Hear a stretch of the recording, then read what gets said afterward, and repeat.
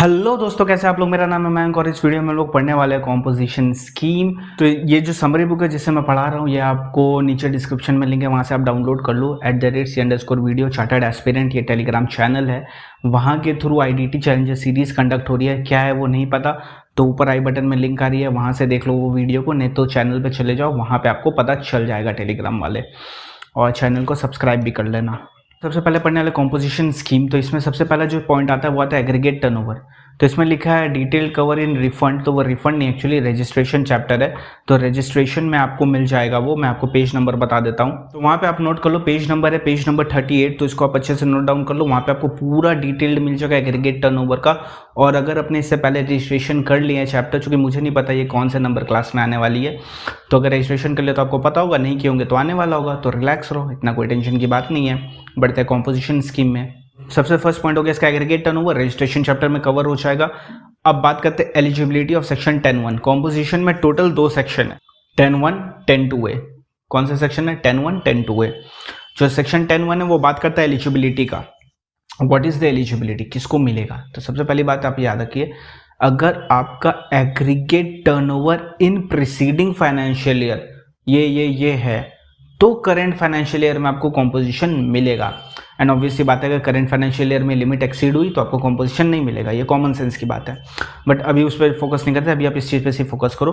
अगर आपका aggregate turnover ये और ये है इन प्रीसीडिंग फाइनेंशियल ईयर, तो आपको करंट ईयर में कॉम्पोजिशन मिलेगा। अब ये और ये क्या है, चलिए फटाफट देख लेते हैं।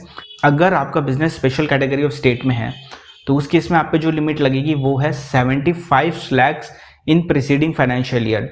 यानी अगर आपका aggregate turnover is up to 75 lakhs in preceding financial year और आप स्पेशल कैटेगरी ऑफ स्टेट में रहते हैं, तो ही आपको कॉम्पोजिशन मिलेगा, नहीं तो नहीं मिलेगा। एग्रीगेट टर्नओवर ये प्रीसीडिंग फाइनेंशियल ईयर का लेना है, करंट नहीं लेना है। और करंट ऑटोमेटिक ले ही लेंगे, वो कैसे आगे कंडीशन में बताऊंगा। अभी सिर्फ आप इसमें फोकस करो कि मैंने बोला कि स्पेशल कैटेगरी ऑफ स्टेट में रहते हैं तो आपका aggregate turnover is up to ₹75 lakhs, आपको कॉम्पोजिशन मिल जाएगा। अदर देन स्पेशल कैटेगरी में रहते हैं तो आपके लिए लिमिट हो जाएगी 1.5 CR। यानी अगर आपका aggregate turnover is up to ₹1.5 crore in preceding financial year, तो उस केस में आपको कॉम्पोजिशन स्कीम मिल जाएगी। आज स्पेशल कैटेगरी ऑफ स्टेट कौन सी हुई? स्पेशल कैटेगरी ऑफ स्टेट हुई आपकी मेघालय, अरुणाचल प्रदेश, सिक्किम, मिजोरम, नागपुर, मणिपुर, त्रिपुरा, उत्तराखंड। ओके सर, ये लर्न करना है? बिल्कुल लर्न करना है, इसका और कोई ऑप्शन नहीं है, आपको लर्न करना ही पड़ेगा। तो मैंने क्या बोला? मेघालय, अरुणाचल प्रदेश, सिक्किम, मिजोरम, मणिपुर, नागालैंड, त्रिपुरा, उत्तराखंड। ट्रिक यहाँ नहीं है, ट्रिक यहाँ है, उसके नीचे जो हाईलाइटेड पोर्शन है क्या लिखा है? हिमाचल प्रदेश, आसाम और जम्मू एंड कश्मीर, इसके लिए लिमिट 1.5 CR है। हिमाचल प्रदेश, आसाम, जम्मू एंड कश्मीर के लिए लिमिट 1.5 CR है। एग्जाम में इन्हीं 3 स्टेट में जनरली गेम करने की कोशिश करता है और आप 75 lakhs मान के आ जाते हो। यहाँ पे लिमिट होती है 1.5 CR। Special category of state जो ऊपर मेंशन है बस वही है और कोई नहीं है इस चैप्टर में। तो मैंने क्या बोला? एलिजिबिलिटी क्या है? बहुत सिंपल है। 10(1) की एलिजिबिलिटी बहुत सिंपल है। अगर स्पेशल कैटेगरी ऑफ स्टेट में आपका बिजनेस है तो उस केस में अगर आपका aggregate turnover in preceding financial year is up to ₹75 lakhs, you will get composition. In case you are from a special category, in that case for you the limit will be 1.5 CR in preceding financial year. यानी अगर आपका aggregate turnover is up to ₹1.5 CR, in that case you will get composition scheme, otherwise you won't be getting composition scheme. और हिमाचल प्रदेश, Assam, Jammu and Kashmir 1.5 CR है, ये generally exam में game होता है। चलो मान लिया 75 lakhs कर दिया, 1.5 CR भी कर दिया, बेनिफिट क्या होगा ये बताओ? हमारे को बेनिफिट के होवे भाई जी। तो बेनिफिट क्या होगा? अगर आप मैन्युफैक्चरर है तो आप देंगे टोटल ड्यूटी, टोटल टैक्स आप कितना दोगे पता है? सिर्फ 1% ऑफ टर्नओवर इन स्टेट। अगर आप शेड्यूल 2 पैरा 6 क्लॉज बी वाले हो, अगर आप शेड्यूल 2 पैरा 6 क्लॉज बी वाले हो, उस केस में पता आप कितना दोगे? बस 5% दोगे ऑफ टर्नओवर इन स्टेट। पूरे साल का टैक्स बोल रहा हूँ, पूरे साल में आपको सिर्फ 5% टैक्स देना है अपने टर्नओवर का। और अगर आप ट्रेडर हो तो आप 1% of taxable turnover in state. ठीक है, अब आप पूछोगे इसमें टैक्सेबल टर्नओवर मैंने क्यों हाईलाइट किया हुआ है, जो टैक्सेबल वर्ड उसको क्यों हाईलाइट किया है अभी बताता हूँ। मैन्युफैक्चरर क्या देगा? 1% of turnover in state. Turnover in state में क्या क्या इंक्लूडेड होता है आपको पता है? एग्जाम भी होता है, नॉन टैक्सेबल भी होता है। खैर नॉन टैक्सेबल तो आप दे नहीं सकते हो, चूंकि वो कंडीशन में लिखा है नॉन टैक्सेबल नहीं दे सकते।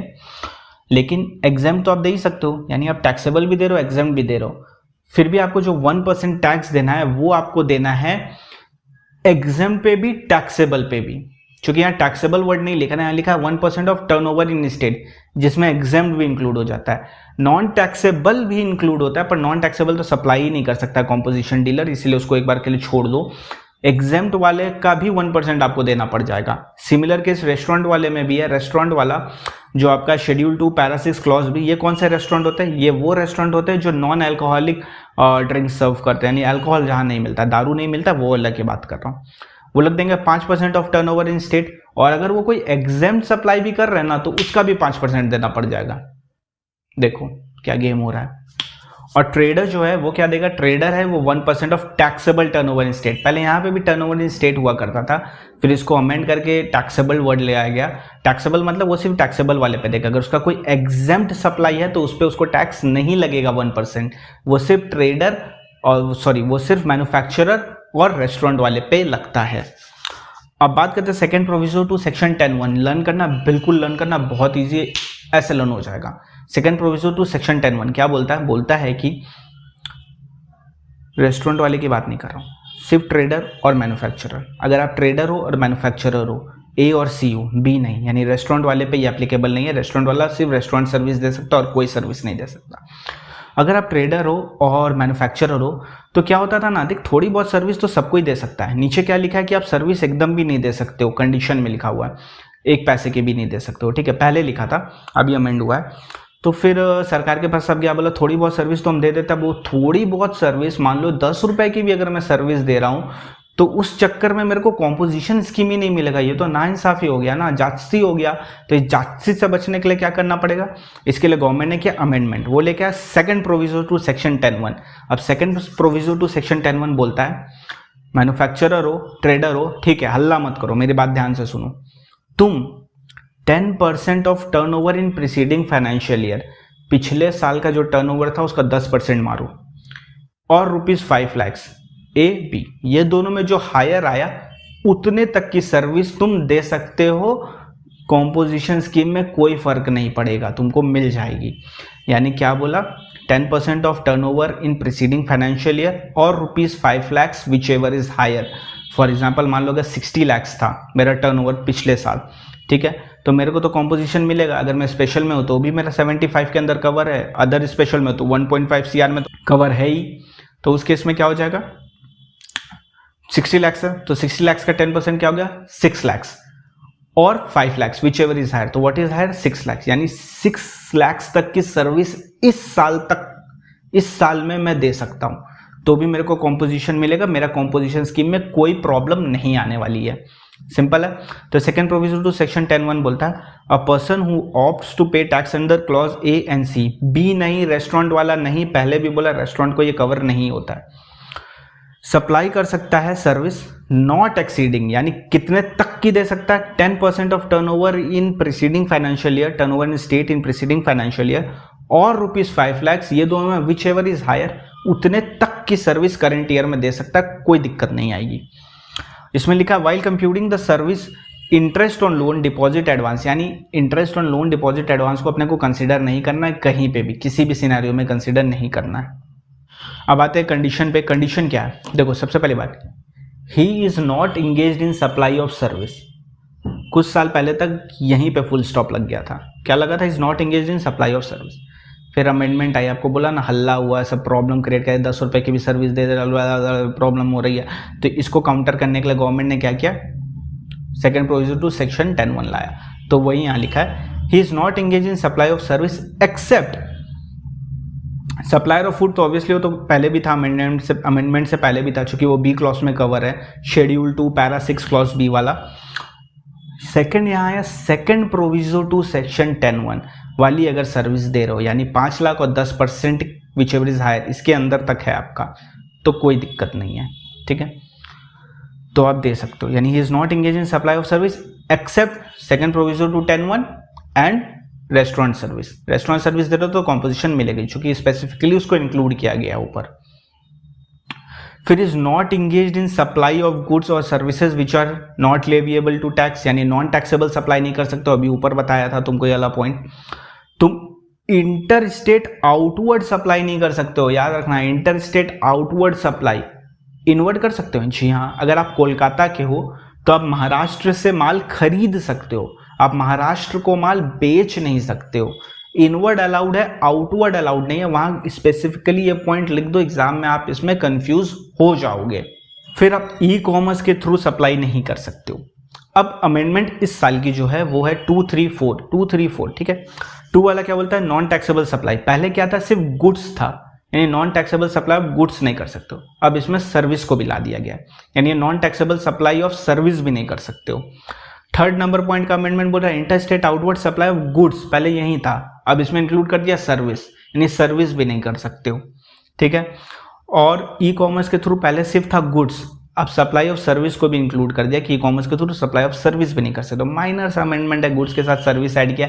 अमेंडमेंट नहीं, रादर क्लैरिफिकेशन है, सबको पता सर्विस नहीं कर सकते थे, फिर भी कुछ लोग कर देते थे। उसी को काउंटर करने के लिए गवर्नमेंट ने एक्ट में ही लिख दिया कि नहीं भाई, सर्विस भी इंक्लूडेड है इसमें। Non taxable supply of goods service नहीं कर सकते हो, interstate outward supply of goods and service नहीं कर सकते हो, और सप्लाई नहीं कर सकते हो थ्रू ई कॉमर्स गुड्स और सर्विस दोनों।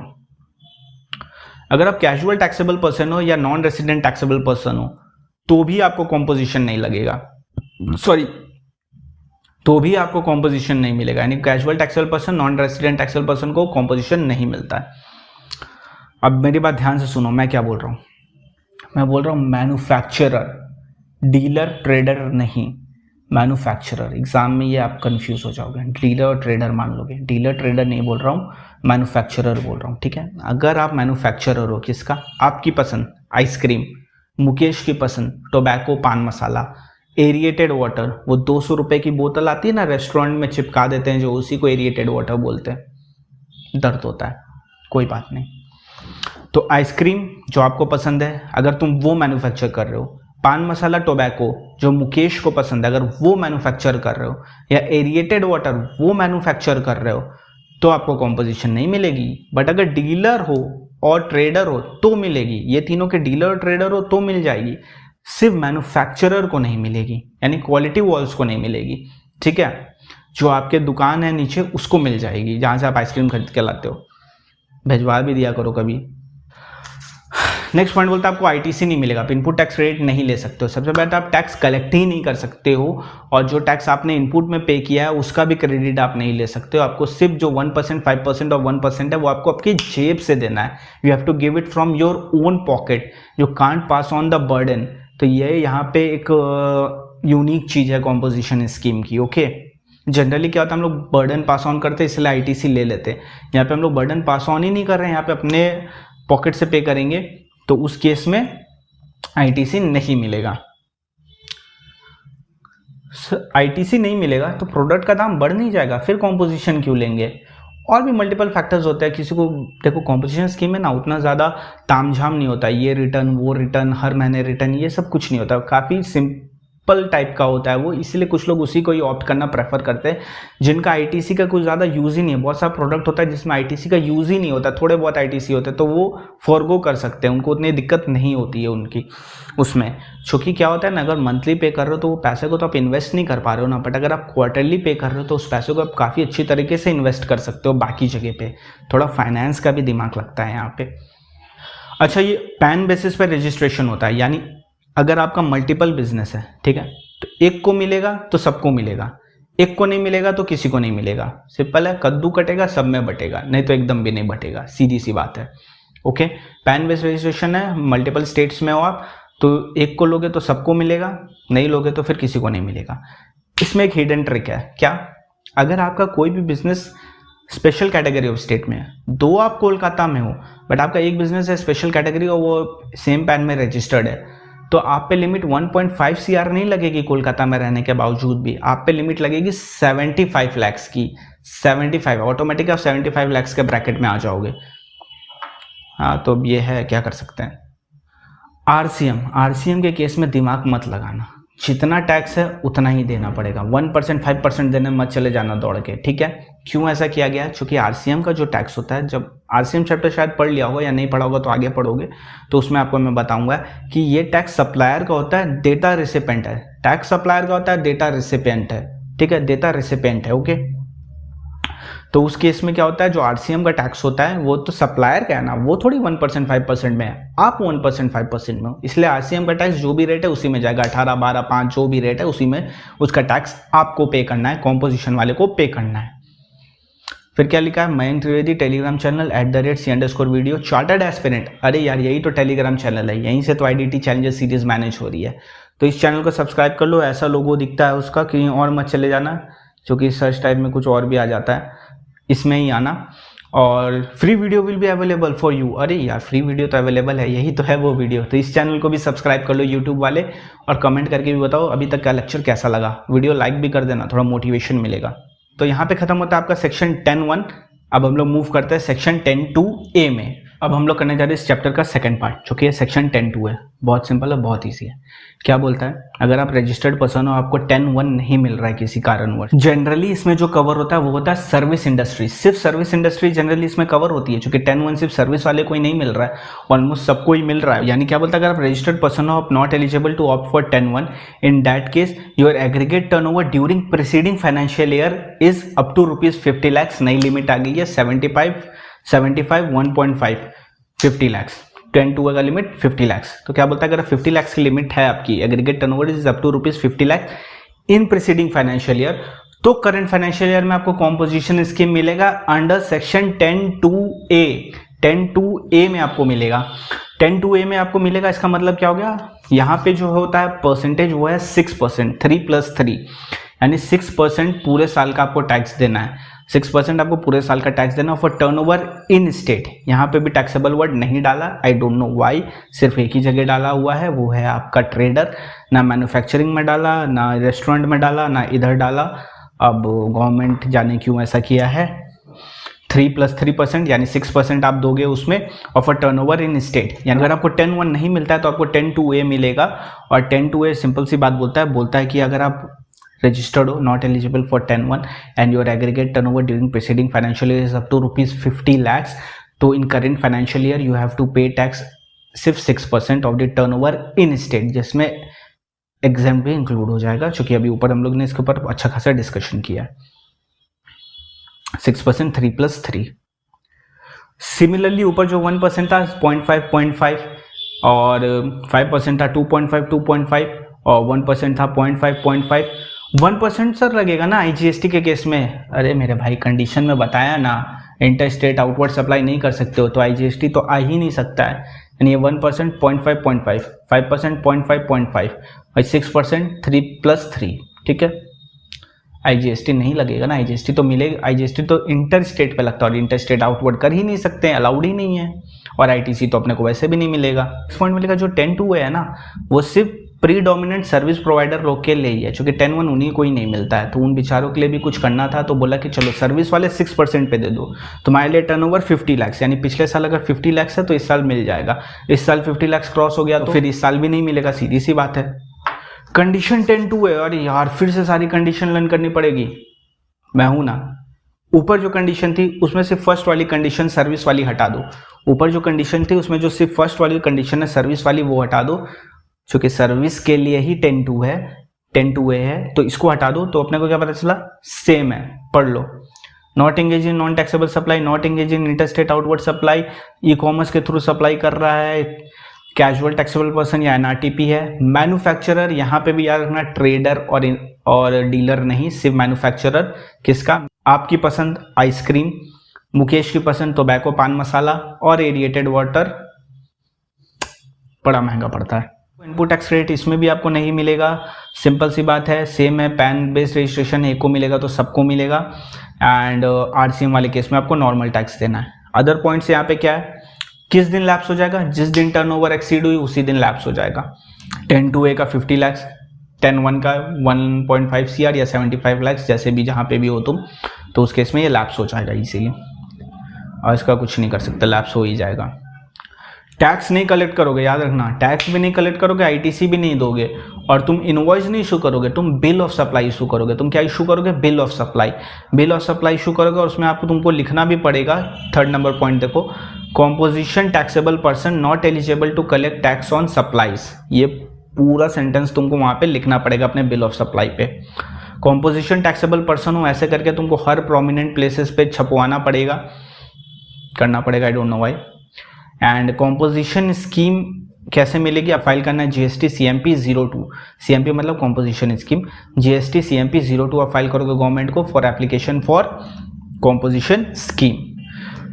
तो यहाँ पे आपका खत्म होता है कॉम्पोजिशन स्कीम। आपको क्या करना है, वीडियो एक और बार देखना है तो देख लो, इसमें जो क्वेश्चन दिया उसको अच्छे से सॉल्व करो, बहुत ही ज़्यादा इंपॉर्टेंट क्वेश्चन है और जिस मेथड से सॉल्व किया वही ICAI फॉलो करता है। तो प्लीज़ मेरे को क्वेश्चन मत करना कि आपने ऐसे क्यों सॉल्व किया, वैसे क्यों सॉल्व किया, वो वाला ये फलाना धमाका, मेरे को कुछ नहीं जानने का है। मैंने बस आपको सिंपल से बोल दिया कि ICAI ऐसे करता है, आपको ऐसे करना, आप करो, नहीं करना है तो आप देख लो, क्योंकि ICAI is always right, ICAI wrong करे तो भी राइट, ICAI जो करे ICAI is always right and you have to follow ICAI, you don't have any other option.